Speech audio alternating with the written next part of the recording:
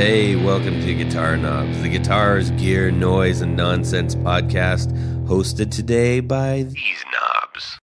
Tony Dudzik, Pick Guardian. Hey, everybody, Brandon. oh, shoot. Who just interrupted me? This is Jared Brandon down in Nashville. Jared, I'm always after Tony when I'm on. I know. I'm having some fun. Jared, you just heard Jared. That's great. He's on the show. Hey, everybody, it's me, Todd. Novak. Welcome to the Guitar Knobs podcast. We're thrilled to death that you are listening to our show. Woo-hoo. Yes, we are missing Rob tonight. He had some family stuff come up. Unfortunately, he was all set to join us. Unfortunately, he won't be, and we wish the best to his family. Not in lieu of Rob, but we planned this already, so it's not like this guy just showed up or anything. We do have somebody in the hot seat in the studio. Go ahead. Joel Shinn from Lay's Guitar Shop, Akron, Ohio. Yeah. All right, local boy.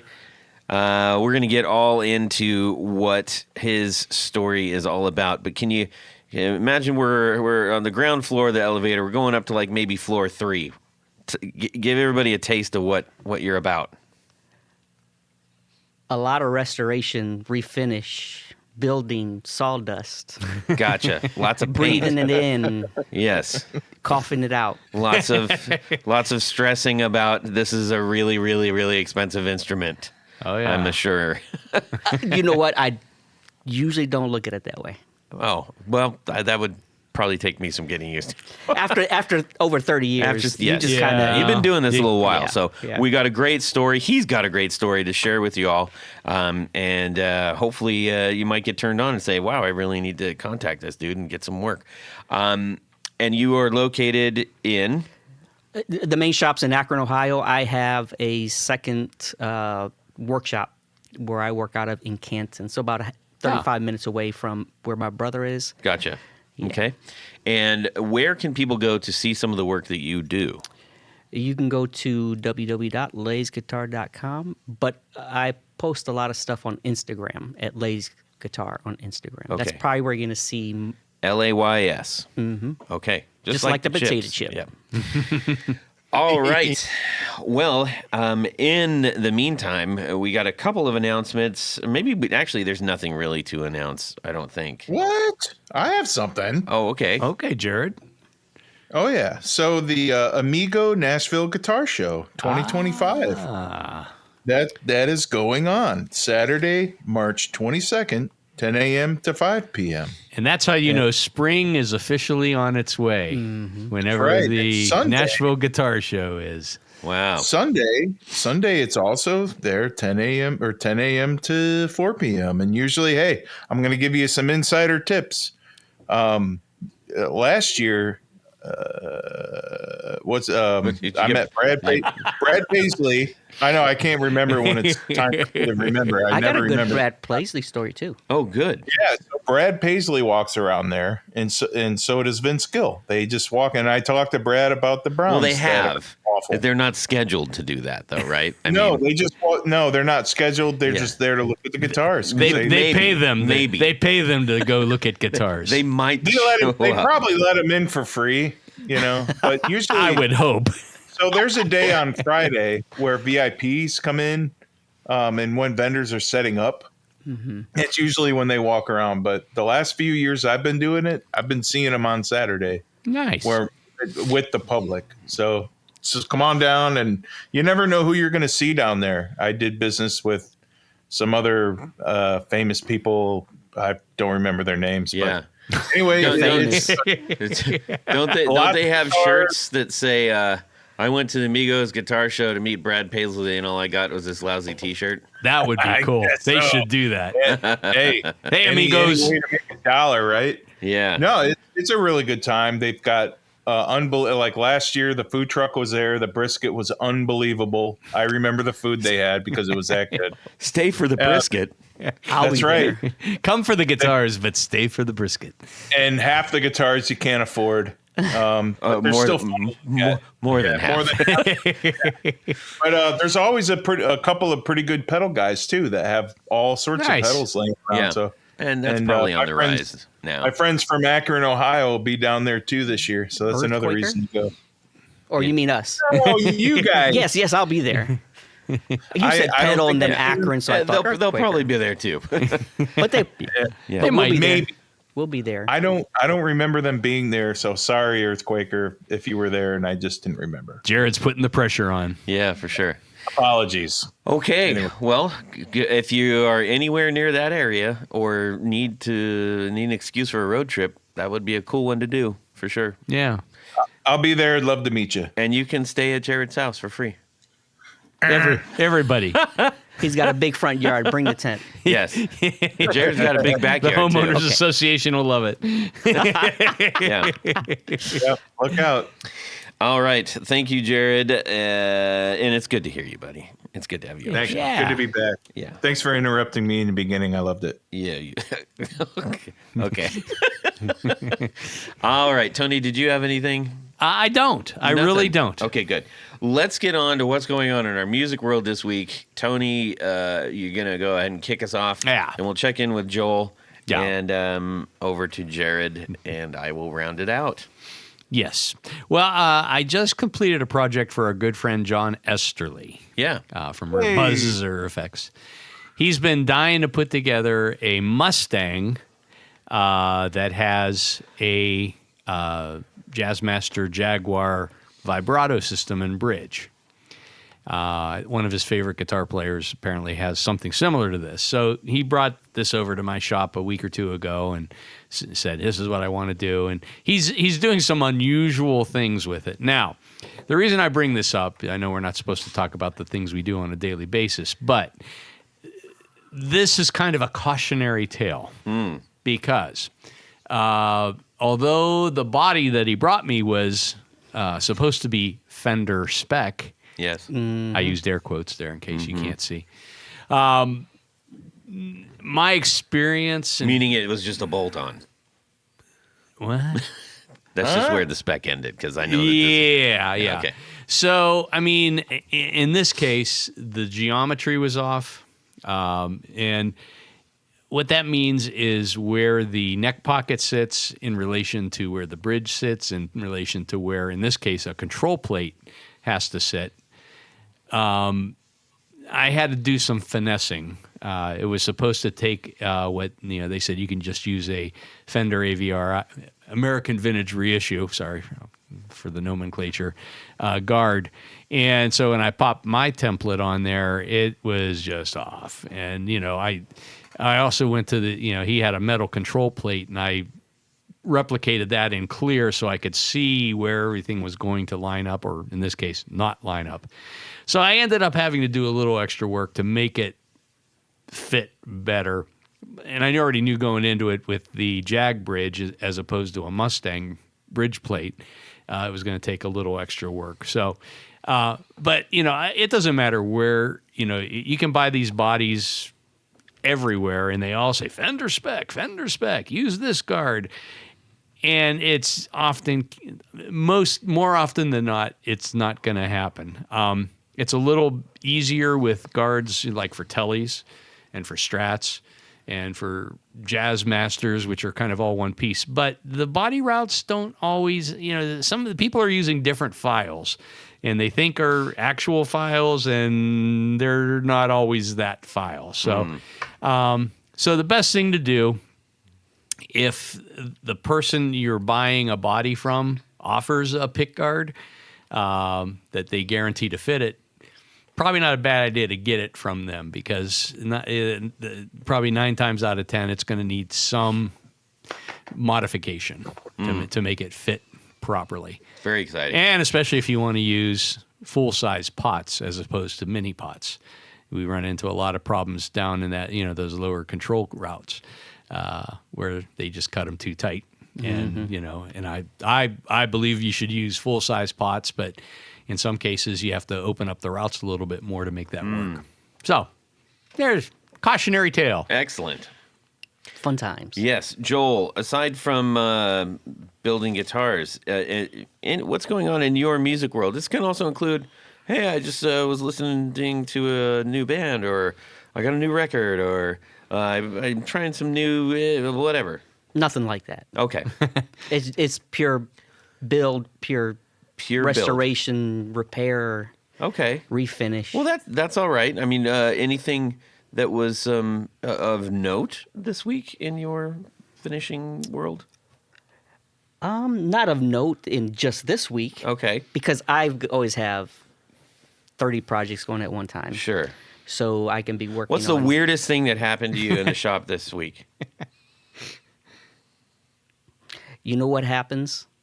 Is I do the work and I just move forward. I can't even remember what I was doing. Wow. Okay. You know, that's, He's a machine, ladies Yes. and gentlemen. So Chrissy Hine didn't show up, No. or Mark Mothersbaugh didn't show up from Devo. No. But you know, There's I'm no in mice different. in the shop? No mice in the shop or anything I like do that? not. Or a cat? Not- I don't even have a cat. I've got some some strays He's outside. got this operation tight. But you know, I'm in a different shop than my brother is, and they see a lot more traffic. I don't deal with the public for the most part anymore, and so once I get in there, you're gonna ask my wife, is like, "Are you coming home? Yeah. What time is it?" Well, you called me 3 hours ago, said you'd be an hour. I'm like, 3 hours have passed. Yeah. It's 8 o'clock. Oh, So that's what happens to me. I gotcha. A lot. that sounds like the time lapse of soldering. I'll start soldering something, and I look up at the clock, and it is 2 or 3 hours later. yeah. But you know, you just get in the zone. That's right. And it's just You should take some lessons. So, anyways, Why must you be so mean to me, Todd? this What week. about me? What about Jared? What's going on in yes, Jared's Jared. world? What? Don't you remember that I'm on the show? Yes. You constantly Please. remind me. I have to. I went. So I went and saw Billy Strings the other night. Ooh. And Who's that? are you serious? Oh, you don't know who Billy Strings is? I don't think I know who Billy's. I don't travel I'm glad in at least one. But listen, Billy Wait a minute. Strings He's an acoustic beast, Yeah. right? Yeah. He is Yeah, one okay. of the most He's one of the finest acoustic, like shredders, Yeah. of today. He almost Kinda got like too excited and choked. because I don't know how to talk when I'm excited. So we all know that. Anyway, but he doesn't like when I oppose. was a kid, I remember my dad brought home the cassette tape, Ricky Skaggs' Country Boy, and the actual song Country Boy. He just goes off on all these instruments, and he's got that old Martin guitar, and Ricky Skaggs is one of the finest acoustic players of all time. He really is. He's a great guitar player, and Billy Strings is even better. He's just Yeah. nut. I He's have crazy, seen that dude. crazy I mean, good. I haven't listened. I've seen him on the internet and all that business. Is he as good as Esteban? I don't know who has to be. Is anyone? But let me describe the concert. I think there was 6 spots or 5 spots for musicians. They had a upright bass. It was a bluegrass setup. Nice. You had the mandolin, you had the violin, you had Insulin. maybe, but we right. The guitar, and you had a bass, and maybe another guitar. I don't remember. I was sitting back kind of far, but the whole place. We were at the concert, most of the concert, but the wife couldn't stand the smell of ganja anymore, so we had to leave. But he filled that place up twice. It was the Bridgestone Arena. He filled it up. I mean, Is it legal down there? 2 or 3. No, but it just happens anyway. Nobody cares. Huh. But, I got to see him though. I got to see him in the summer Did you? touring Saw with Billy Strings. I think he was touring with Chris Stapleton. Oh, wow. Yeah, So it's We get- bluegrass. yeah, but we got to go down there and he opened up for him. Yeah.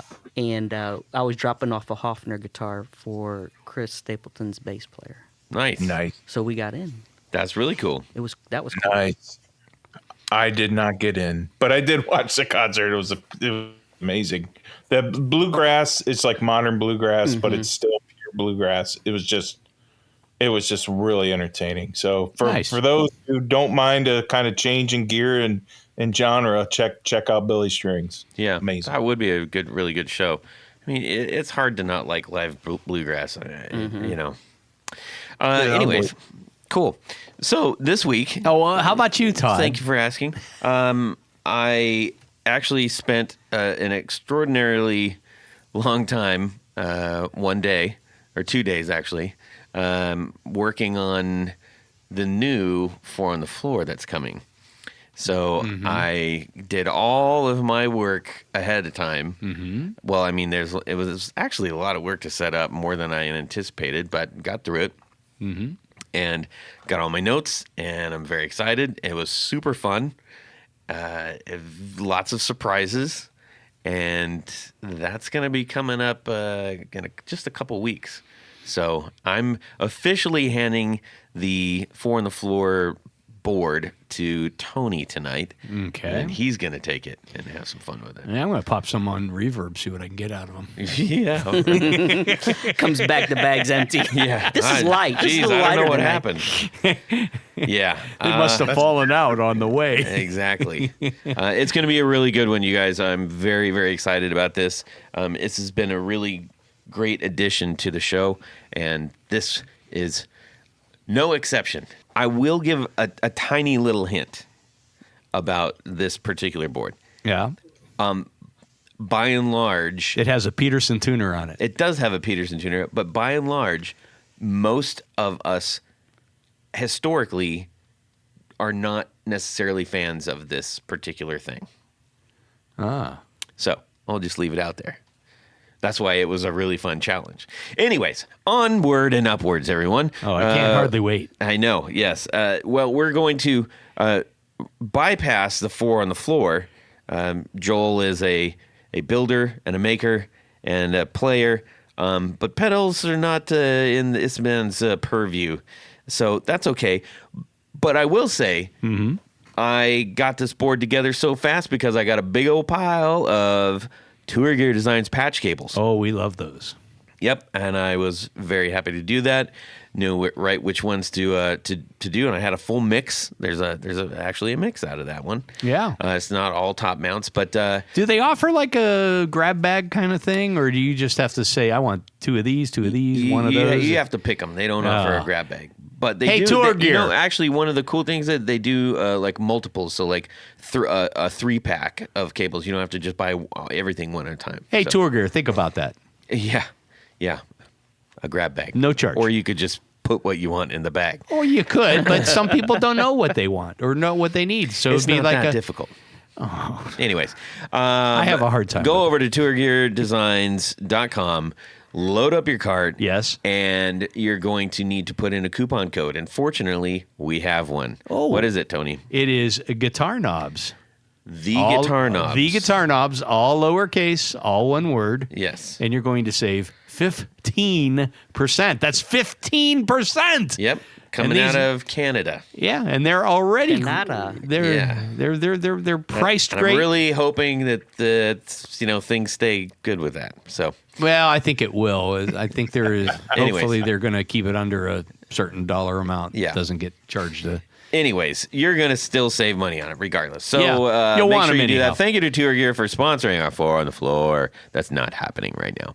But in lieu of that, we do have a great story. Joel has been a friend first to Jared. I was introduced to him via Jared. And then Tony was like, "Oh my gosh, yeah, we got to get them on the show." And this has been brewing for a while, but that's okay. You're here. It's an open invitation. It was. Yes, and you are here, and we are appreciative of that. And that was a long drive, so thank you. Not a problem. Enjoy being. You tell us the Wikipedia version of what Lay's Guitars is. Well, it started in 1962, so it has a long, long history. Mm-hmm. So originally founded by Virgil Lay, and my brother came on in 1979 as an apprentice, and then he bought the business in 1988. Virgil took off on the SIT string brand. So that's why he left to dedicate more time to that. And then I came on in 91 and have been there since. So that's a little bit about the shop, and we do everything you can imagine. You know how some people stick to setups, Yeah. swapping pickups out, building nuts, and things like that. Yeah. But we will do anything. Top to bottom. Take it apart, Right. restore it. What would you say that you are known for? In the area for setups, but I would say throughout the country, it's mainly for our refinish and restoration.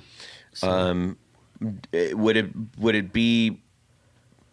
Well, I guess the way that I was introduced to lathes was that Jared had a couple guitars finished by you, and the story that I got was basically like you guys are like the go-tos for especially like Les Paul restoration and also the what you call it, the 59 the conversions. conversions and Oh stuff. yeah, the Yeah. conversions. Yeah. Yeah. So my brother really took that on. In what we will do is take 50s juniors. Now they're worth something now, so it's changed a little bit. But There was something.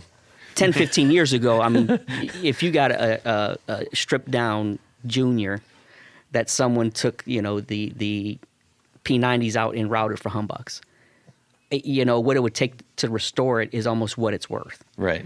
So what we started doing is disassembling them and then rebuilding them into a standard, a flame top. Gotcha. So that's what my brother really specializes in, doing that. Right. And so we're still doing that. We're still doing that. But what I mainly do is the refinish restoration and major reworking of guitars.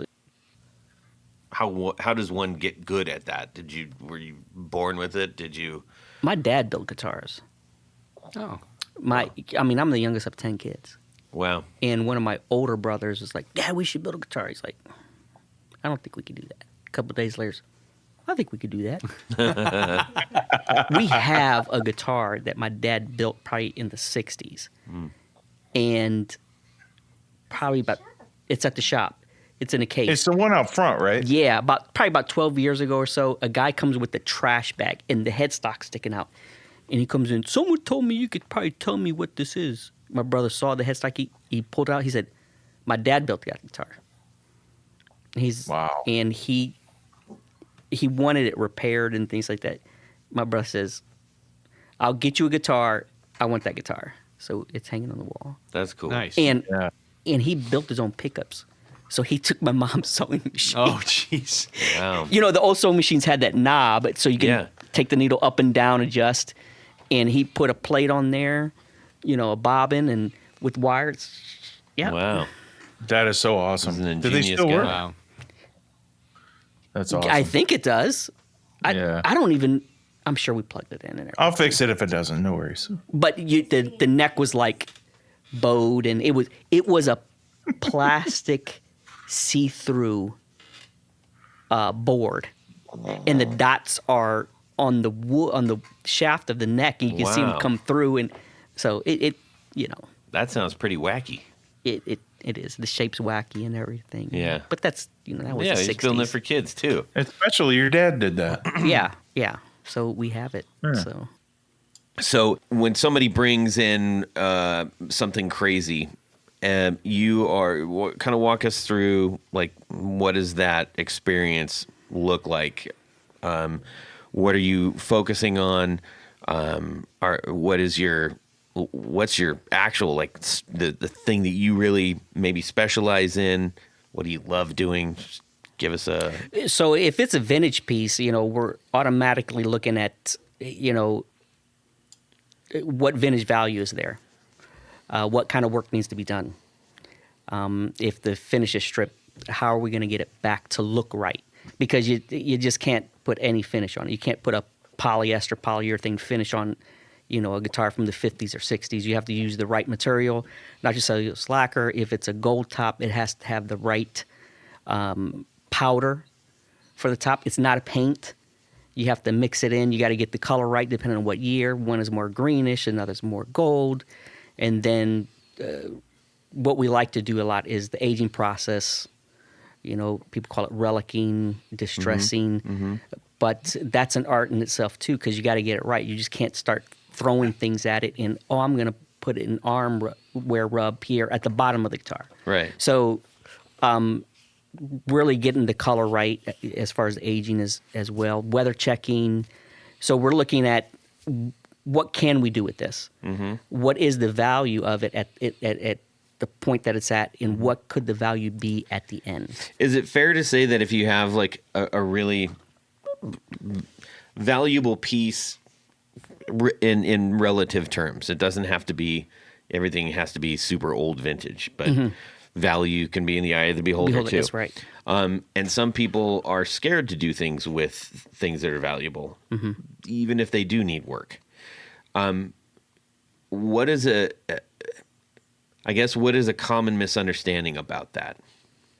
Well, I think the person has to feel comfortable with whatever you suggest. And some don't know. You said value, so Well, I think a lot of people, if you look at the guidebooks and such, if it's a refinished guitar, correct, it's basically halves the value. That's right. But if it's done right and done as a restoration and not just a refin, that's correct. So a lot of times people would, after we restored a guitar, they later on sell it on eBay. When back 20 years ago, eBay was the site to sell guitars, even vintage stuff. People often would say refinish by Lays. So the person buying it said, okay, it's done correctly. Right. So it builds up a confidence. Sure. So, that's one thing. So helping the customer to appreciate that it's not necessarily bad to refinish it. Right. Or restore it if it's done correctly. Yeah. And in my case as well, if you allow me to interject. You already have.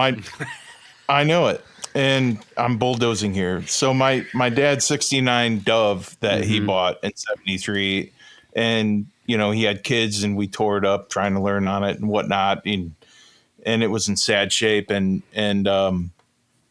the value of that, if it was in better shape than it was, or just unfinished shape, would have been more than what it is today. If I had it done today, but it wasn't, well, maybe not, but it just wasn't playable, just because of the year and what Gibson did with the ebony bridge they made, and they took that bridge off, but they refinished the whole guitar, and it was a sentimental reason. So I think once in a while you guys have sentimental reasons, situations where people may pay more than what the guitar is worth just so they can have that. So there's a threshold of when does something like supposed inherent value depreciate because the fact that you can't use it. That's correct too. Yeah. Like a guitar that's wall art isn't as valuable as one that's playing. Right. And I think you find on a lot of acoustic guitars in particular, almost, as they age, they're going to need a neck reset. It's just a fact of life, especially a 12 string. I've had a number of Guild 12s, and every one of them has had to have a neck reset. I have one right now. Yeah. That's mine that I have to do. I know a guy. Well, and to that point, that becomes a more desirable thing if it's like, oh, it's actually been fixed already. It's like a house. Correct. It's like you can buy a house for, set number, and if you have to do a crap ton of work, that's going to make you reconsider that house, even though it might be the perfect house for you. But if somebody's already taken care of a lot of the stuff, it becomes that much more valuable. That's right. Yeah, my Gibson Dove now, I can hand it off to my nieces and nephews, and they can hand it off to their kids. What about your friends? Yeah, what's up with that? Yeah, you could hand it off to your friends. I could, but even if I hand it off to Tony Bolonsky, he can hand it off to whoever too, like in the future, and it'll be fine because Lay's worked on it, and they fixed the structure of the guitar. Yeah. Plays like a dream still today, and they did the work like 15 years ago. Yeah. So. So, in the world of refinishing, where do you think people are either, I guess, misguided? A regular person off the street. I inherited a guitar from my grandpa. Okay, and I'm like, well, I want to get this. I want to get it fixed up. Someone, back in the '80s, stuck a bunch of stickers on it and scratched, death on the back or whatever, and I want to get it taken care of.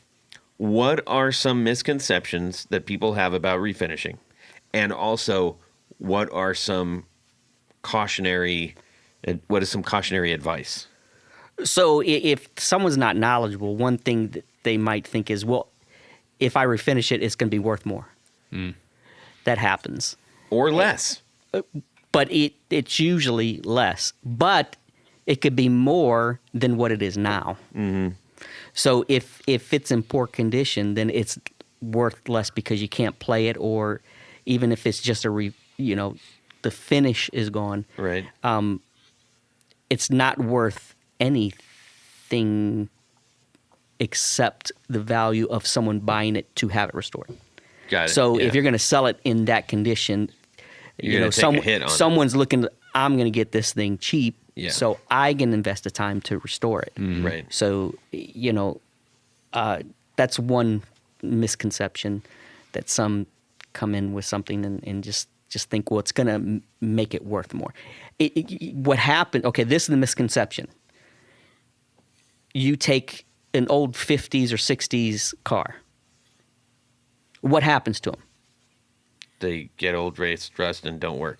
Then you take it to someone, you find out this car is now real valuable because they only made so many, blah, blah, blah, blah. It was a very rare color. Yeah. And they take it to someone to have it restored, and that usually means to make it as new looking as possible. Right. So, some people have that same idea as, well, I'm going to go take this and it's going to look great.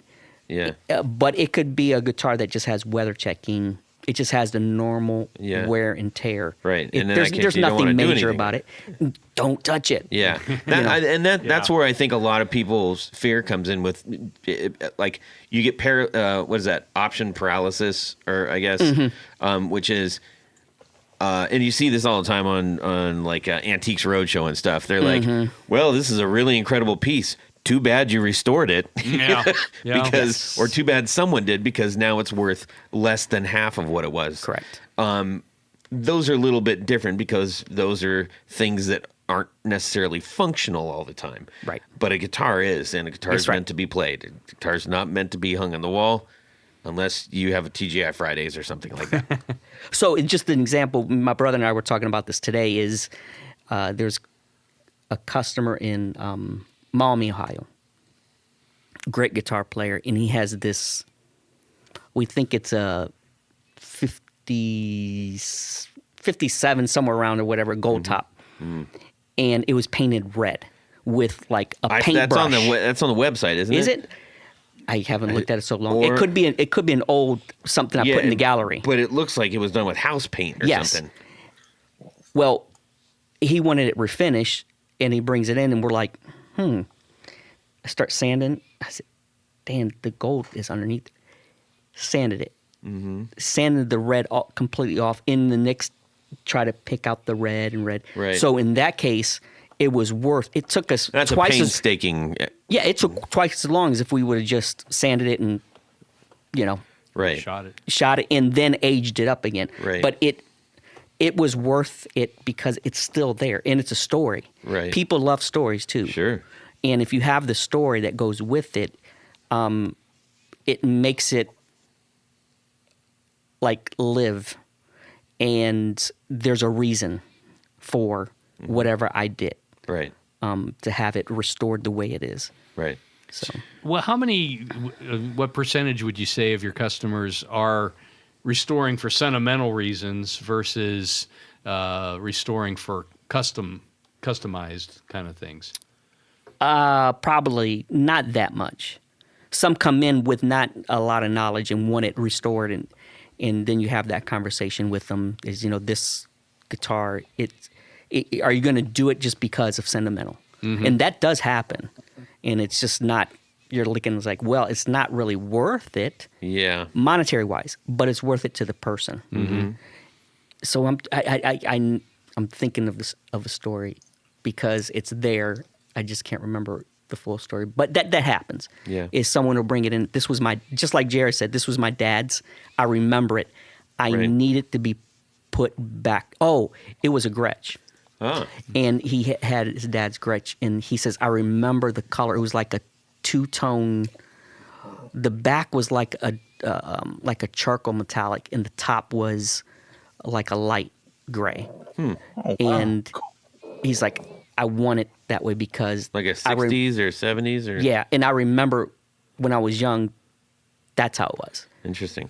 So that happens. Is I want it back Right. to how I remember when my dad had it. That happens. Yeah. Not a lot. Yeah. But it does happen. What are the in more trivial terms here? What is probably the most either time-consuming, comprehensive, or monetarily draining guitars to restore and refinish?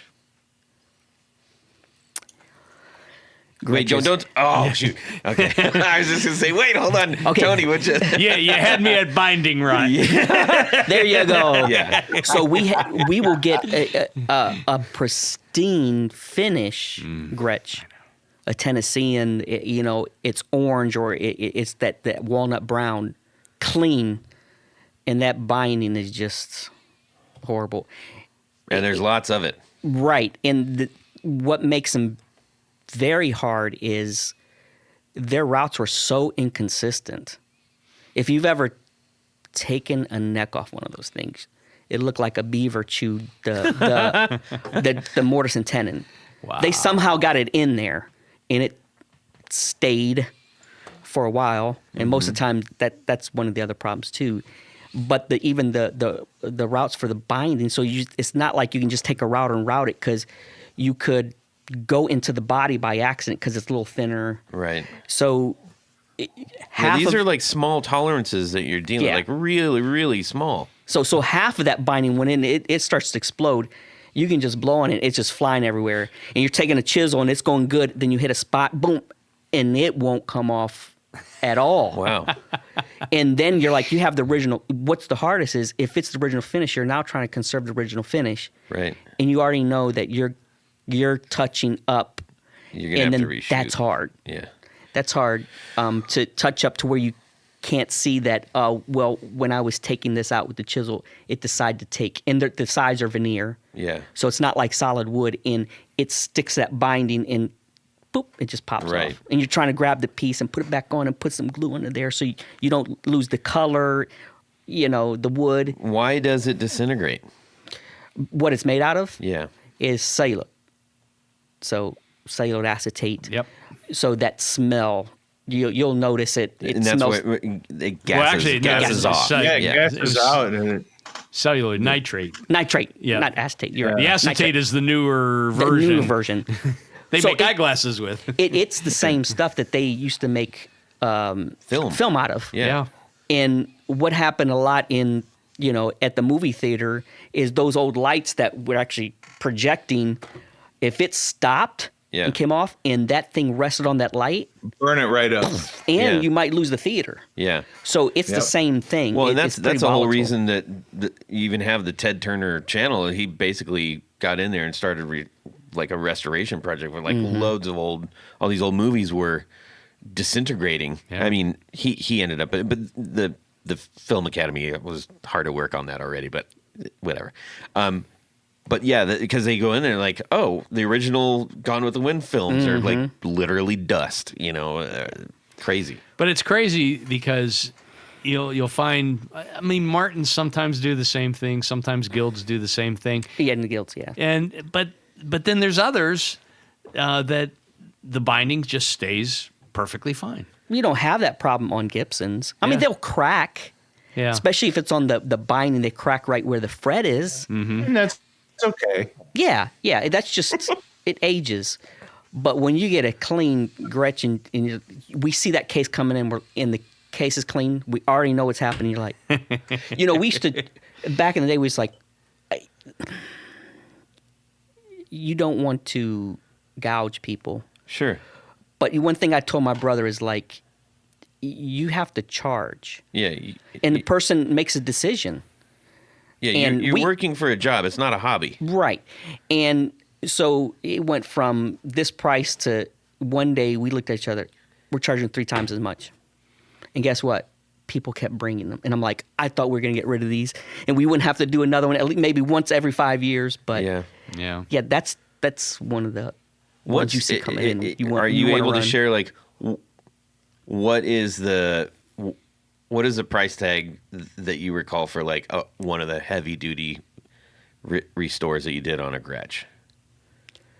If you're not comfortable with that, that's okay. No, just like for the binding. Sure. If the finish is pristine, I mean it's like $1,200, and I still don't. Way cheaper than I thought. And I still don't want to do it. Yeah, that's a. Well, you're probably talking about 60, 80 hours worth of work. I wouldn't say that much. No? Okay. I wouldn't say that much. Wow. But I thought it was the way that you were building it up. I was like, wow, I can buy a car, or I can replace the binding on this. So, and that's where it comes into is if you really wanted to charge for the frustration, it'd probably be twice that. And then you start getting to, are they really worth it? How much more are they really worth? And, yeah. And that's one area too is for those, most people, almost like a neck reset, you expect it to perhaps have already happened. So if you see one that's real clean, it's like, oh, someone's already did the binding to it. So good, I'll buy that. Yeah. Yeah. Yeah. So it flip-flops. It changes that value and why you do it or why don't you do it. It changes with each instrument too. What do you love to see come in the shop? And it doesn't mean that you don't like all the other ones, just so we know. That's a my good... 1800. Yeah, my 1800s Martin is what he likes to see come in the shop. If I'm not working on it. Well, that's part of the. If it comes in, and it's your shop. I mean, if it's coming in, it needs a setup, and someone says, "Look at this. This is cool." That's one thing. Yeah. Pristine. This thing is clean. That's the type of stuff you like to see. A Strat that comes in, it's like, I cannot believe. My brother had a '70s Strat come in, and that's when the change was made. The bodies were bricks. Mm-hmm. He got this heavy. It was a sunburst clean, like it had been under someone's bed. And he picked up. He's like, "This is the heaviest Strat." And my brother looks at the guy. "I'll buy it from you, but I won't be able to sell this. It'll take me years to sell this." So he didn't give him much money. I wouldn't say he didn't give him much money, just not as much as if it Sure. was lighter. That 7 to 8 pounds. I think he said it was over 11 pounds. Oh. Wow. And It's true. Swamp ash, right? I'm sure they were just doing regular ash at that That's point. what you get when you play football in the northern. summer. Yeah. Where did they get the wood? Why is it like that, Joel? Has there been any? Because it's ash. It's not the swamp ash, which is, I wouldn't say it's the same tree, but they are ash trees. And the swamp ash is from like Louisiana, and because you're in swamps, those cells are so big. So by the time they dry out, they're full of air. So it loses most of its weight. Versus you have northern ash, which is used for baseball bats, which are hard as as bricks. Yeah. But anyways, this guitar, my brother's like, I'm not gonna be able to sell it. But okay. But he did. Puts it up. The next day, a guy comes in. Oh, I want that. My brother says, it's heavy. He says, that's why I want it. That never happens. Wow. But it's funny. Things like that happen. We can have a guitar sitting up there a year and no one even inquires about it. And then you're like, One person buys it. And then 3 people that same week are calling, you still have that? It's like, I just sold it. Yeah. So you never know what's going to happen. Okay. For regular Joes who maybe don't have some kind of heirloom, obviously guitars are meant to be played, so things happen. What are some things that you would encourage people not to sit on, not to wait to bring in? We're at this point where we're getting into spring, so the humidity's starting to go up. But a month and a half, when it got real cold, you start to see cracks form, or there's a dip in the top. It's because for acoustics. Yes, it's caving in on itself because the wood is just shrinking, and it's going to give somewhere. It's looking for the weakest link in the grain. So it's all glue. Well, just not that, but you're making it stop doing what it wants to do, is expand and contract. Yeah. And so when you have the sides of the guitar, those sides have been bent into that shape, and then the top is glued into those sides with the kerfing. The bracing on the top or the back is trying to keep it, from going down and up. Yeah. So once you start to get It's like a bear trap with strings. That's right. And you can hear them. You can probably hear 'em pop. And then it changes everything. So if you start to notice changes like that, take care of it right away. So but even though with some cracks, what we'll do is you don't repair them right away too, though. Is if it's just one hairline crack, they bring it in and says, okay, this is what we're going to do. We're going to humidify it. If it's about right now, we probably would keep the guitar. Humidify it, and it could take 3 days. I had one. I humidified this thing 3 weeks. The top was dipping down 1/8 of an inch. And it's like, wow. And I just kept humidifying, and it came up. And it's like, I told my brother, tell that guy he better keep this humidified, because as soon as the weather changes the next year, it's just going to go right back down. Happen. How about on electrics? Electrics. If you have a hairline crack up at the headstock, get taken care of right away. Or if you have a headstock break, I think that's something. If you let those sit for years, they don't go back together pretty. And depending on what kind of break, if it's smiling up or smiling down, the repair is different. Explain that so that people understand. I have to see it. Okay, but if it is basically, if the headstock's coming up towards you or going away, well, or sometimes the strings hold the break. You can keep playing and it's broke because it's broken the other way. It pulls itself in. But if it is like if it is smiling up, it mainly is probably broken from the headstock down. Okay, and it fell over. That is a hard visual, everybody, but just trust us. So it smiley face. Yes, it's a angled headstock Gibson with the short grain mahogany, and at that angle, you're actually cutting that grain even shorter. And someone's playing on stage or at home, and their kid's playing around, and my kid, bumped into this guitar, and look. So, you're right, Tony. Get to that right away, because if it's a fresh break, sometimes you can glue them back, and if all the pieces are there, you can't tell. But we would tell our customers, listen, it's a pick of the draw. It's we can glue it back together. We can keep fitting it, glue it back together.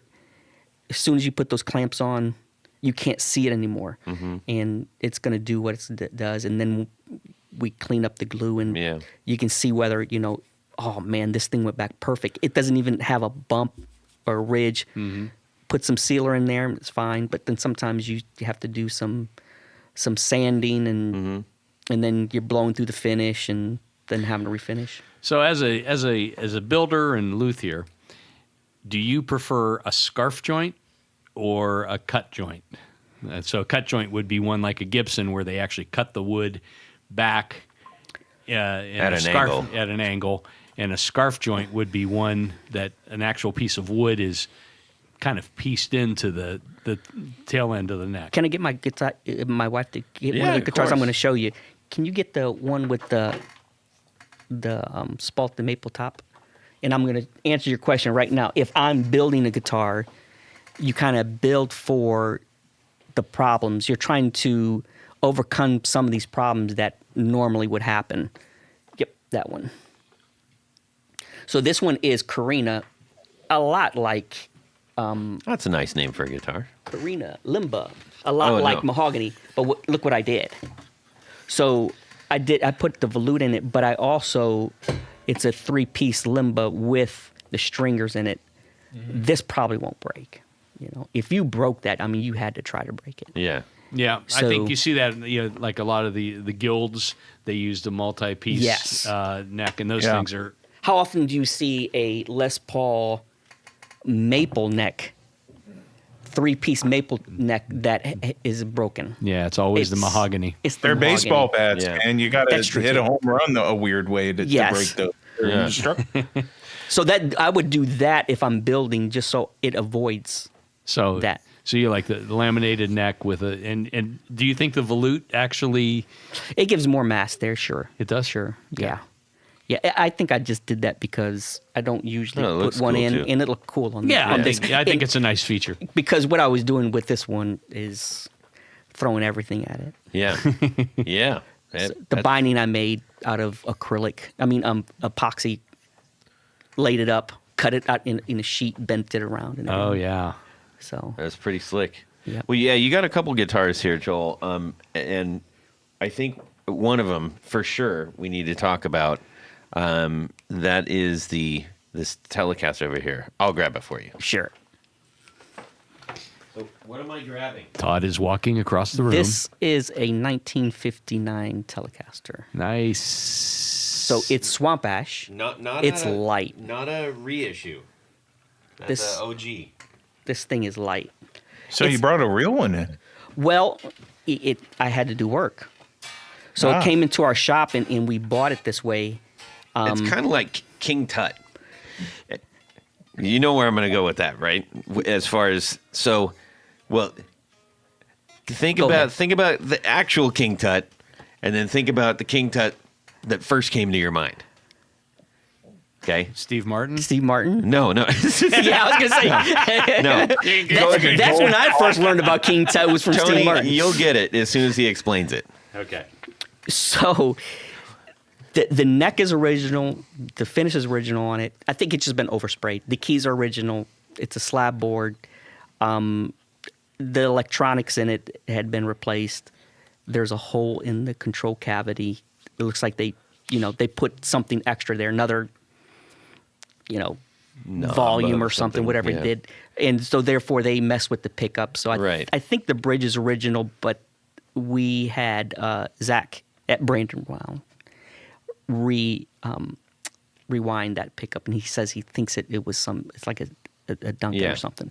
But this body, it was The body that we're looking at. it was over sanded, Mm-hmm. so it's thin. Then it was small. That means the perimeter of it, they sanded. And then all the routes had been opened up. Right. So it's like, what do you do with this thing? It needed a refinish. It didn't have any finish on it. So But it's still a 59. 59. Yeah. And Yeah. it's got the marking on the neck at the back bottom Right. of the neck. Right. Which is kind of odd that they would have. Sometimes you don't find that in there. So we know it's a 59. So I said, well, what do I do? Sometimes we'll put veneers on the face or on the back to build the thickness. But it was small from the sides. And I had this in mind for doing juniors if they really were in bad shape and we redid them into standards. But I put it on my CNC and brought the sides in about another 1/8 of an inch. I took a super light body blank and then made the route and routed out, slid the body inside it. So it had a slight veneer on the back. It had a little bit less than 1/4 inch sides, slipped it in, filled all the routes, then veneered the front. King Tut. then The real 59 is inside. yes, Wow. it's That body. Oh, now I go. Yeah, it's inside the Yes. It's a sarcophagus. sarcophagus. That's right. So 80% of the body's there. Yeah. It's lightweight. It rings. Yeah. Oh, I can hear it. Yeah. Which So- is that's a cool story. It's a cool way to keep a really neat guitar still out there. So It's and got we got beautiful color on the fretboard too. Wow. we got to thicken it up and make it the original size. Versus if I would have just sanded and refinished it from Yeah. 10 feet away, you can tell ain't someone right. really. Yeah. I would have had to even take more of the size down to get the correct And it's still chamfer on the really sides and light. everything. It's light. Well, I Crazy picked a one-piece body that had been sitting in my shop for probably 10 years. Wow. And I is super lightweight. And I said, I think this is good for So that. it's a guitar within a guitar. It's like a little Russian doll. Yes. Yeah. And what the funny thing is, if you look on my Instagram page, one of the biggest posts I have is another one that someone put a second horn on the bass side. Oh yeah, that's wild, dude. And- you guys got to go check this out. Go to where what's the Instagram handle? Lay's Guitar. Lay's Guitar. Look for something that looks like a Japanese 60s, Yes. late 60s, early Yes. 70s psychedelic. And the color, everything. Yeah. Yellow. It's yellow. wild. It looks like yellow metallic to green metallic. And because I did this one, I already knew what I was going to do with it. Yeah. And the customer brings it in. It's like, what do we do with this? And my brother had written it up before I got to it. It says, either fix the body or make a replacement body. Yeah. And so when I looked at him, like, nah, I'll do it. But that can start a controversy. So you instantly looked at it and you said, that thing looks cool. There's a coolness about it, but it's also wackadoodle at the same Yes. time. So, and that's kind of the response I get. It's kind of cool as it is. Yeah. But But not it- to the owner. But okay, so this one I have here, Mm-hmm. if that's an original, Tony, what would you think it's worth? If it was all original from All 59 Original 59, 25, 30 or more. or more. I mean, 50 up to. So this thing came into us and it wasn't worth, but the parts left that are original, the neck, the keys, the bridge. Yeah. I think we saw one at the last show or one show a couple years ago that was an original Blackguard. And that was like, I could be wrong, but I thought that was like $200,000 or something. No. Or Not- was it 70? No, it was 75. Yeah, that's 75 more like- grand. But that's a Blackguard. Yeah, well, that's fair. That's fair. Yeah. So the question is, do you keep it like this and just play it, or do you try to restore it? Yeah. And the customer says, I want it to look right. Well, in this case, we bought it, and it's like, why would I buy this if I was a dealer and I did not do this type of work? Yeah. You're just trying to move it on to the next guy. Yeah. Mhm. Or you're calling someone up that can do it and says, how much is this going to cost me? I think I got a great deal on it because it's so bad. Yeah. I gave him $2,000 for it, but the neck's worth more than that. Someone might just say, well, let's just part it out Right. and throw the body, Yeah. But you got a good story now. correct. And I'm going to write out whoever this goes with. I'm going to write out exactly what I did to it, Right. so they know. Because You should get it X-rayed. that would be funny. That would be funny. People are like, what in the world happened to this thing? Yeah. I see joints all over it. Yeah. But in this case, it looks It's correct. It's a great looking guitar. so. with an original 59 neck on it. That's freaking cool. Yeah, and if we took some of the parts that aren't original, the electronics, the pots, the switch, and you could find the parts for it in the control plate because it's got a hole in it. You could put a little bit more money into it, and Yeah. then no one would tell. Yeah. But then you would have to tell them if you're going to sell it. Sure. Sure. What's But up with it. I think there's a heap of coolness in a jalopy guitar. I wonder, is a jalopy an archaic term that people don't understand anymore? Probably. I know It what you mean. probably Yeah, it just means says how old we are. You could say a parts Telecaster. That jalopy was a car that was put together with all kinds of mismatched parts or odd year parts, just to it was cool. Yeah, rat rod. Yeah, rat rod. sure. There Yeah. you go. Now, what happened to this one or that other one with the double horn on the Telecaster? Yeah. I remember when I first started, we were at our original shop. I was probably there a year. Guy brings in a 57 Strat. Oof. They took the horns. The horns were there, but they carved them down into points like horns on like an SG. Yes, but it looked more like a bull. Oh, God. Then they did it to the headstock. Wow. And if I would have had some of this concept today that I had back then. Yeah. But you don't know what you don't know, and I was a young kid, and Yeah. and it's like somebody messed this up, Real bad. and there's nothing you can do. Yeah, they tried to turn it into a Burns or something. Yeah. But if I had it today, I might try things like this, Yes. and even try the neck. But At the end of the day, it's a repaired, Yes. genuine vintage instrument, though. Right. I mean, there's still a ton of value in that, especially if you were a professional. You would have that nice light original guitar on stage, Yeah. and there's value to that. Yeah, for sure. So you enjoy doing really getting into it and beyond the paint and everything. oh yeah, I mean this. It gets the mind thinking, how am I going to repair this? Every single repair is different, and it's never boring. And can you imagine having 5 projects similar to this Sure. floating around, in your shop, and each you one? brought 4 guitars here today, just for us to check Well, out. 5, but the ones in the case is Yeah, the that's right. Sparkle. Yeah, and you're kind of known for your sparkle stuff. Yeah, too. have you ever done purple sparkle Gibson L6 S? Orange. Oh, that was the orange. Oh, that one? was the orange one. The purple was Yeah. like the Jazz Master build, right? Yeah, I still have that. It's awesome. Yes, I do Sparkle. Not as much. I am doing some this coming week, but I would like to do too is if I'm building. Someone says you follow the classic designs because people love classic designs, and so even if you're doing a different shape, it always pays homage to those Sure. designs.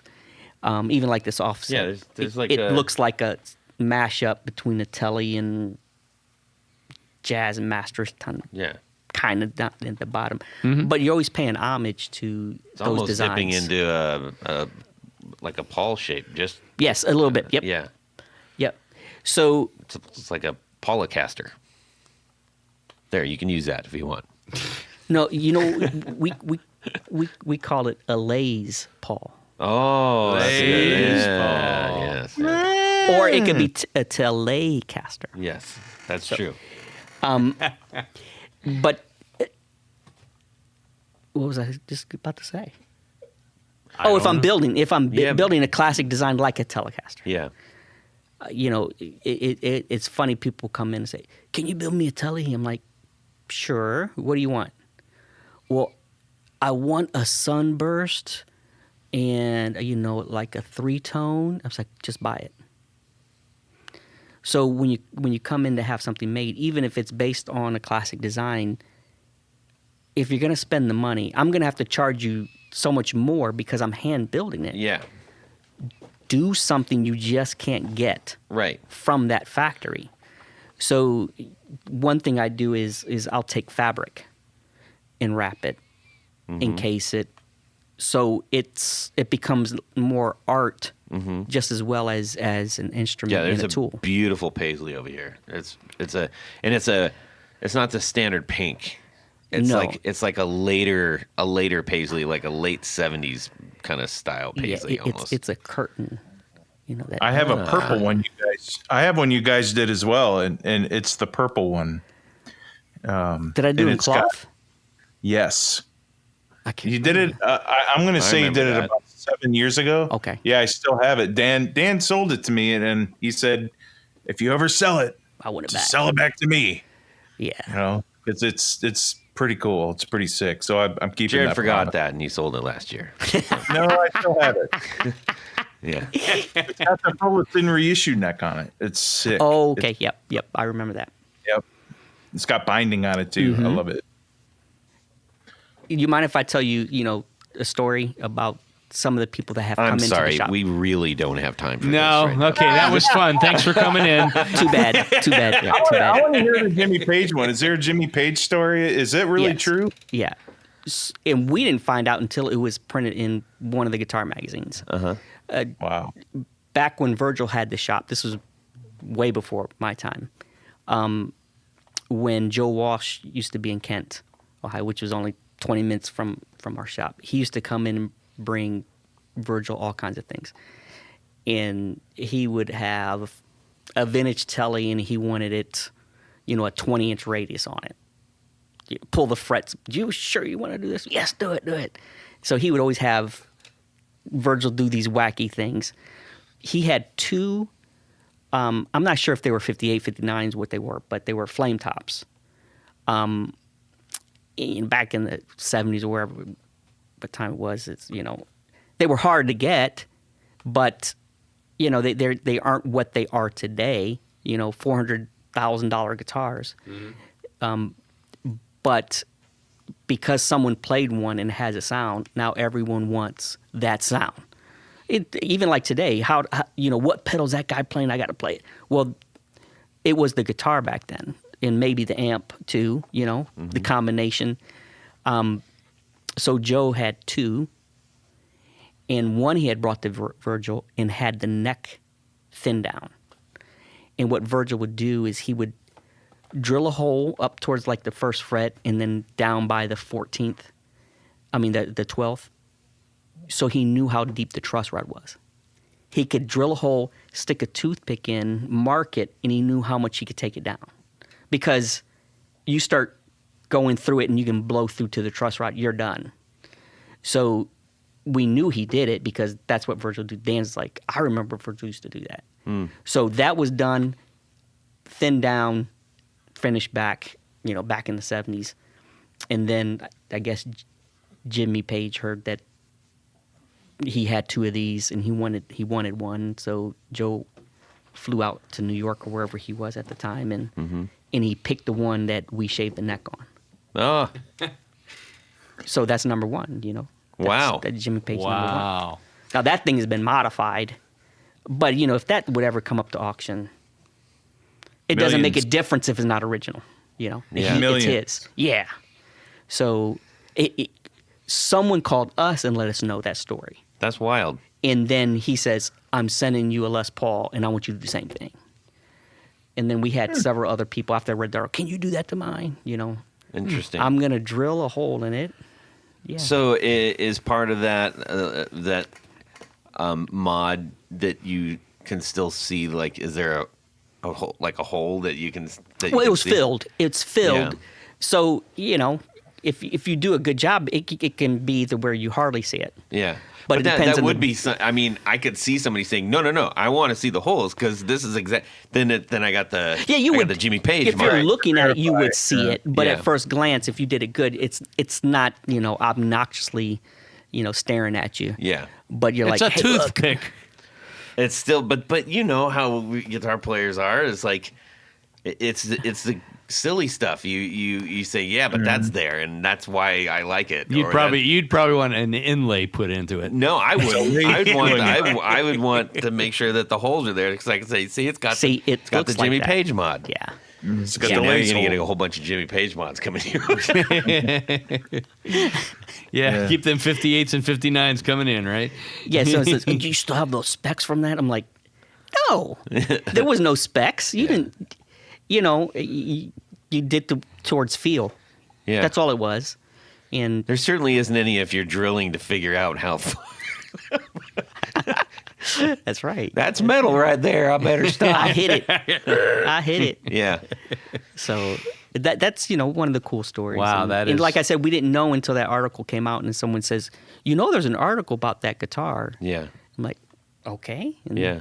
How about you personally? What's one to tell the the ancestors about that occurred to you, that happened to you, some sort of famous guitar lore. That probably would be the coolest, but it didn't happen to me. But our shop. Right. I mean, you guys did the Pete Townsend. Yes. That's a big one. There was a guy that came in and he had 2. Was Jared the guy that called you and told you about the Jimmy Page thing, or because No, it was filling in all your history here? But see, he remembers it because Yeah. the guy that told us actually had his own website and put it in there, and then he posted a real nice designer. Yeah. I mean, it was a real nice page. Yeah. But I think other people have read that too. Sure. That's probably where they got the story. And then he called us, and that's when he said, "I want the same thing done." Then Right. he said, "Go here, online, and you can read the article." Yeah. What was the Townsend story? So I think the guy's out of New York, but Townsend used to number his guitars Right. and then drop them, kick them, bust them. Mm-hmm. And then his tech would just glue them back together and try to, get him ready for the next show just so that he can do it all over again. And years later, I guess the tech had 2 of these guitars. And he ended up getting to this guy. And so we had to do some work so that they are not falling apart. Mm-hmm. But that's one thing we didn't Are try they to make. playable? Yeah. Okay. Yeah. But that was one thing we didn't put wood in it and try to paint it a color so you couldn't see it. You want to see it. all that. Yeah. So you just try to make it go back, put it back as well as possible, glue it up, and clean it all up so it looked decent. Sure. As far as put back together. Do you remember which numbers those were? No. But those changed. I don't. I'm not a historian, so I'm not sure. So they were why he less numbered 'em. called deluxes. Yes, They were deluxes, yes. and With they the were third routed pickup. out for an extra 2. Yeah, and they were. Oh, that's right. routed Yep, out you're right. For extra pots too, as Yes. well. Yep. Yes. Yep. But I wouldn't say if you saw a picture and it said number 6 on it, it's the same number 6. You know what I mean? Yeah. He could have had, if he retired a guitar, it got destroyed, then another guitar became number 6. That's my impression. Oh. That's my impression. I could Okay. be wrong because I'm not a historian, but that's kind of how I looked at it. She went through a lot. Yeah. So, once you couldn't play one, you had to replace it, and he might get one that's the same guitar and Right. it just took its place. That's Interesting. my understanding. of it. Okay. Well, because I know some of those ended up in the crowd and stuff. Oh, I'm You sure, know, yeah. like parts and necks and all kinds of. Anyhow, well, cool, man. I really appreciate you sharing all this good stuff. It's, we live in a place in Ohio where I'm not native here, so there's loads of people that have been doing stuff like yourself for a long time that I'm constantly getting introduced to, and it's cool that we're all living here and you're up there and all that good stuff. Well, I just wanted to say that back in the '80s, it was a journey to go to. I grew up in the Youngstown area, and in Akron was. Yes, Tony, we know every podcast you tell us. I grew up in Youngstown. I'm just kidding. I'm going to come across this table. I'll tell you. You know how Yes. it feels, don't you? You get picked Yeah. on by Todd. But anyhow, what I was going to say He's the Polska before. Kabasa queen of 1972. What I was going to say before I was rudely interrupted by our friend Todd is in the 80s, that was the place to go in northeastern Ohio. If you needed something good. I mean, I think the first thing I bought from Virgil was a 16-channel snake that we needed for, to run sound. Jeez. And then I probably picked up some amps and things over time because Youngstown didn't have a lot of stuff. There were a couple of stores. They were PV dealers and that sort of thing. But yeah, that was we'd go to stop at Kent and then head over to Akron and so I think the reputation is still there. And if you need restoration work, if you need repair work, there's a guy to call. Mm-hmm. I hope so. It's still there. I hope so. Yeah. We try. Good. Well, we got some stuff we got to take care of. Jared? Ladies and gentlemen, it's come to one of our favorite parts of the show, and we're all going to play a little game after we've packed up the El Camino and come on down to Nashville. We're going to play a little game of Would You Rather? I thought you were putting new tires on the El Camino and bringing that back up here. Oh, that is so beautiful. I love that. All right, let's do it. So, this Would You Rather is from one of our favorite listeners, Michael, and this is his last name, Nazionale. Yeah, I think that's how you say it. That's how you can just go. You know what? Let's hit that again. Nazionale. Lean into it. Get when you're getting up in Just the high really- register. Okay. Okay. There we go. I got you. Yep. This week's Would You Rather is from Mike Nazionale. There That's we a go. good one. Got That's a rid of good that one. earwax. Yeah. So, you arrive at a very important gig to discover that in haste, you left your house without your guitar. Oh, man. Panic sets in. The owner tells you there are several old guitars in the storage room. You rush back to check. In the corner are 3 guitars. In one corner, it's a Fender Strat with only the bridge pickup. It has a broken pickup selector, and both volume and tone pots are missing. So all 3 pots are missing. You don't know where the settings are. Or a Fender Jaguar in one of the other corners with the low E, D, and B strings missing. A frozen locking nut. So you can't replace the strings from the other 2 guitars. Or in the third corner, you got a Gibson Les Paul with a bowed up neck at the 9th fret. Unplayable below the 9th and causing buzzing from the 10th to the 12th fret. But the selector switch and volume and tone pots are all working fine. However, both pickups are rusted and damaged. So your band goes on in 5 minutes. Which guitar do you play? Thank you, Mike. Not Unale. All right. So, just a quick rehash. Strat, broken pickup selector, and both tone pots are missing. Fender Jag, ED and B strings are missing, and a frozen locking nut, and a Gibson Les Paul with a bowed neck, unplayable past the 10th without full buzz. Generally speaking, there's more to them, but there we go. All right. Tanya. In my humble opinion, you got no business going above the 10th fret. I'm taking the Les Paul. Give me them cowboy chords, baby. There you go. Yeah. Oh, I love it. Yeah, the other 2 are just.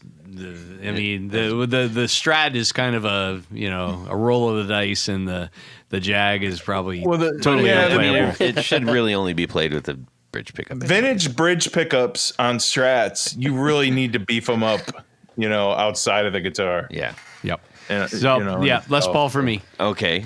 Jared. Really tough. I got to play above the 10th, so I'll probably go with the Strat. Yeah, Jared I'll likes the probably go wiggly with that. bits. I gotta do that. I'm gonna take that, but and probably a bunch of pedals too to boost up that bridge pickup. That doesn't count. Okay. I think I'm going with the Les Paul too. Okay. Good Todd. enough. In I'm thinking as a repairman too. That last 5 minutes, I'm trying to see what I can do to get that bow out and stuff like that. Over your knee. Yeah, moving exactly. anything. Holding it What if over it's maple though? steam Good luck pot. if it's maple. Yeah. Well, I'm You're going with the Strat, Todd. definitely not taking a Strat. But I'm with Tony. I'm not spending a whole lot of time past number 10. Here and there. I do that. Yeah. Here and there. But by and large, I'm going to keep it legit above that, and I will happily take that Les Paul. The numbskull that works for Gibson picked a Strat. I'm reporting him. What? I know. What? Yep. Well, thank you, Mike Nazionale, for the great Would You Rather. We appreciate it. He sent us a couple others too, which we'll get to in the near future. Thank if you've goodness. got a Would You Rather that you would like us to handle on air, please send it our way. We love things that have to do with impossibilities, time machines, crazy genies, and Ghosts and of Frank strange Zappa. vans that drop you off in sketchy parts of areas. Sometimes Anyways, going back in time. yes. Or forward. We need to thank a few people, and then we're going to wrap this up so that our guests can get home before midnight. Yes, indeed. Todd, at this point of the show is time we love to thank a special group of people. These are our executive producers. That's right. Now, an executive producer helps make this show possible. How do you become one? You head over to patreon.com/the Guitar Knobs and check out a couple different levels in which you can participate, become a sponsor, a friend, a hero of the podcast. Each level comes with some very nice thank you gifts and opportunities to win great stuff and get a special thank you note from Todd, our fearless leader. But in addition to that, there's one thing more, I'm told. What would that be? Yeah. You get to have your name read on the thing. Your name read on the thing. It's so nice to have you say that again, Jared. I love being here. Yeah. We're glad you're here, buddy. Your name read on the thing, and that's what I'm going to do right now. So special thanks to these executive producers. Anthony Lathrop, Brett Hogarth, Cameron Pampas, Darren Gregory, Don Kloss, Elad Mizrahi, James Bell, James White, John Esterly from Rare Buzzer Effects, John Sebastian, John Halverson. We got a bunch of Johns. Justin Jones, Ken Sayers, Michael Senchuk, Mike Davenport, Owen Eads, Plutone, Ralph Gottschalk from Wonderful Audio Technology. What? Richard Kendall, Rick Calhoun, Rusty Sneeden, Stefan Lamb, Tom Brazen, Trevor Ellenberg, Trevor Gunberg, Vader and Pedals, and new this week, bumping Owen Eads off of the top new guy, is our good friend and new friend, Ty Barnes. Welcome, Ty Barnes. You're in good company, Ty. Thank you. That was a great surprise right before the show started. I was like, whoa, what? But you know, right. Todd, Yes. there's intimately. another group of executive producers. We I call know them our this. grand poobahs. Mm-hmm. These are the top of the heap, the A number ones, the creme de la creme. Yeah, there you go. Yeah, I knew it was in there somewhere. You're There's just thinking words. of Boston Words. donut. Creme de la Yes. creme. They wear the fez while it's in the podcast. They wear a fez, I see as, it. Yeah. as seen here in the studio. Whoops. They drink Orange Crush. No, it's Orange Gatorade. Oh, Orange Crush was just getting too expensive, Yes. so we've moved on to Orange Gatorade. cavities. Fanta. We could get Fanta. Yeah. So special thanks to these grand poobahs.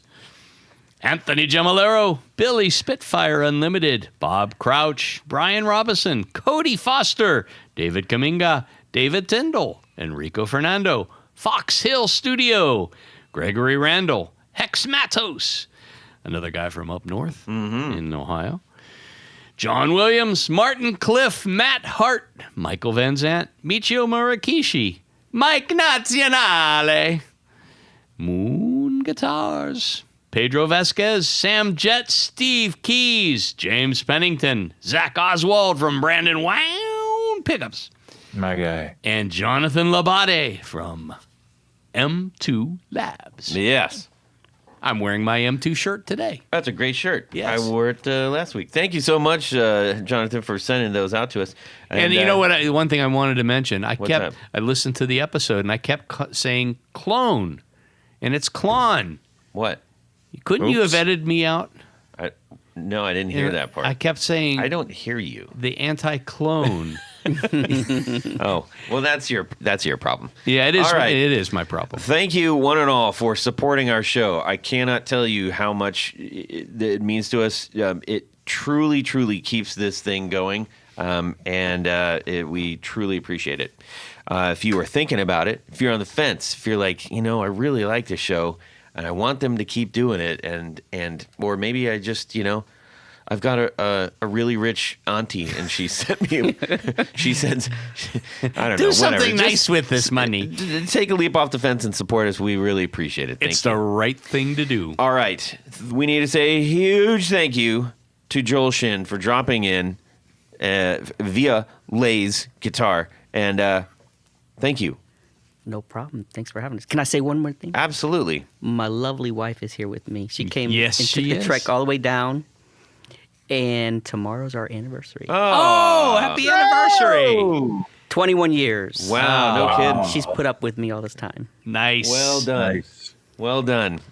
She's a lovely lady. He owes you at least one more of those on the way back home. Yeah. How can people check out the things that you do again? I'd say mainly on Instagram. Lay's Guitar on Instagram. Check us out. And Contact you there.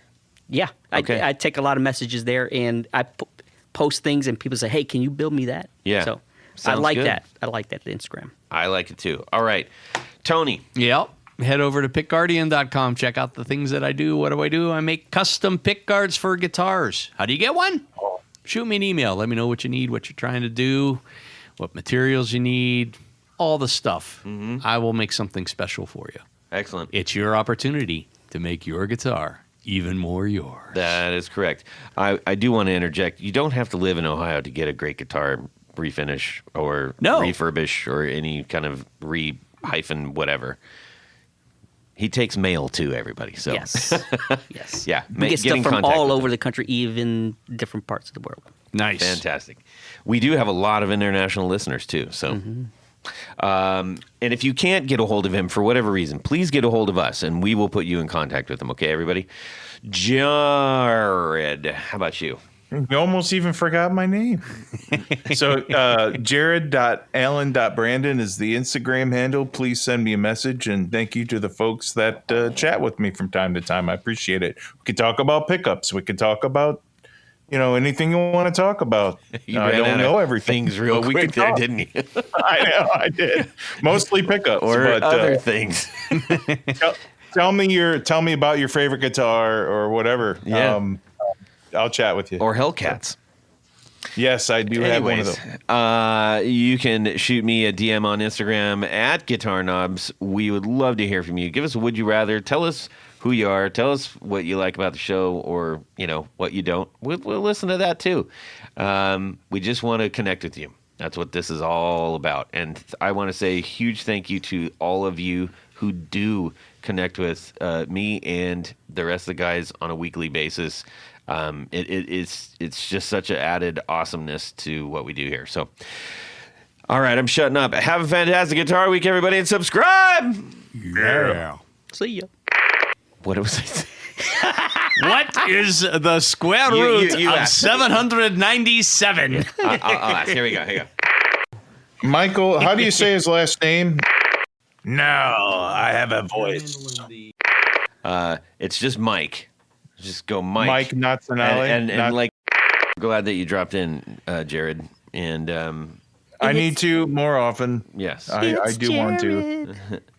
because without that, we Yes. wouldn't know the history of Lay's Guitar. Yes. Thank you. Thank you. I know that trek well. I'm from Youngstown. You got a problem with that? So, Was it Naziant? You got it right. Nazionale. Is it really Nazianale? Nazionale. I'm just gonna say Michael. New guy. I got that. Am I keeping you up? Yes, actually. Okay. Nazionale. Tony, you're very serious right now. I'm a professional. I had to, I dusted off the old terrible accent there. Yeah. Why? No, now I got to cut that out. Everybody's going to know what it is. It's supposed to be a surprise. You boob. All right. Can we turn these lights down a If little you see a cockroach, his name is Mike. And he's a guest that didn't leave. he's got a gold tooth. That be the show then. Yes. It's the pirate show. And away we go. Well, that's it for these knobs. Please visit our Patreon page at patreon.com/theguitarknobs. Visit our website at theguitarknobs.com for all of our past episodes, 4 on the Floor blog, and other good stuff. You can connect with us on social too at our Facebook page and share your gear and stories on our Facebook group. Also, be sure to check out our Instagram at Guitar Knobs. Catch you next time.